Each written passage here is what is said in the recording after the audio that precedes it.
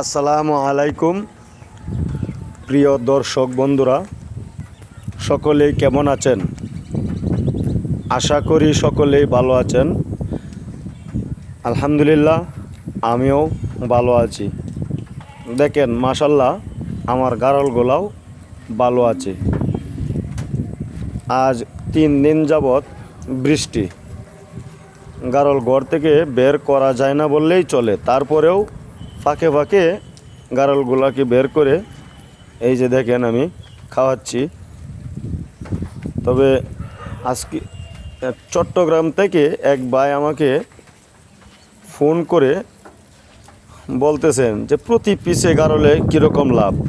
আরও অনেকেই এরকম বলে থাকে, আমার এলাকার লোকে অনেকেই এরকম বলে থাকে যে প্রতি পিসে কীরকম লাভ।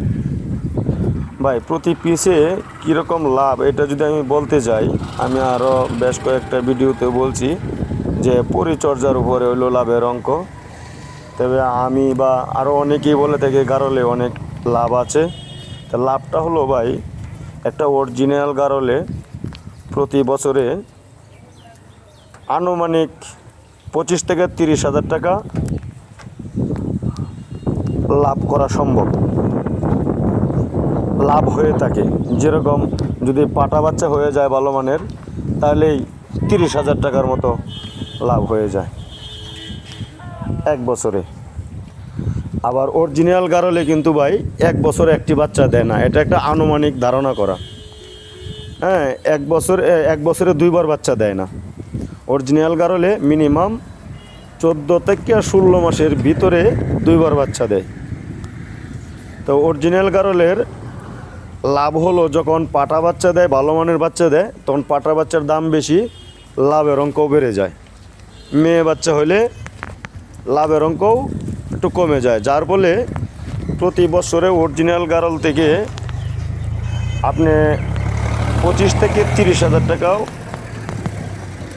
লাভ হওয়ার সম্ভাবনা থাকে। আবার হাই ক্রসের বেলায় 20 থেকে 25 হাজার টাকার মতো লাভ হওয়ার সম্ভাবনা থাকে। আর ক্রসের বেলায় 15 থেকে 20 হাজার টাকাও লাভ হওয়ার সম্ভাবনা থাকে প্রতি বছরে, হয়তো কিছু কম বেশ। আমরা তো ভাই অ্যাকুরেটভাবে হিসাব করে রাখি না, তা আনুমানিক একটা ধারণা এরকম। তো যাই হোক, যারা এরকম প্রশ্ন করেছিলেন বা ফোন করেছিলেন চট্টগ্রাম থেকে এক ভাই, আমার ভিডিওটা যদি দেখে থাকেন তাহলে অবশ্যই আপনার প্রশ্নের উত্তর পেয়ে গেছেন। তবে ভাই দেখেন, এই মেঘলা আকাশের ভিতরে এই অল্প সময় 3টার দিকে একটু দিনটা একটু ভালো হয়েছে, আমি নিয়ে বের হয়েছি। আর এই দেখেন খাওয়াইতেছি, ইনশাল্লাহ মোটামুটিভাবে কে পেট ভরে ফেলেছে।